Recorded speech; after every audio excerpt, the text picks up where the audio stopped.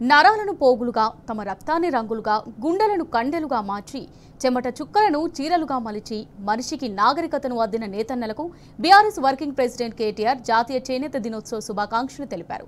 మగ్గాలతో అద్భుతాలు సృష్టించే సత్తా మన నేతన్నల సొంతమన్నారు. అగ్గిపెట్టెలో కూడా పట్టే చీరలు నేసే నైపుణ్యం నా తెలంగాణ నేత కార్మికుల ప్రత్యేకత అంటూ కొనియాడారు. తరతరాలుగా వస్తున్న వృత్తిని నమ్ముకొని చేనేత ప్రపంచంలో వారికంటూ ఒక సుస్థిర స్థానాన్ని ఏర్పరచుకున్న నా చేనేత అక్క చెల్లెళ్లకు, అన్నదమ్ములకు వందనం అంటూ కేటీఆర్ ట్వీట్ చేశారు.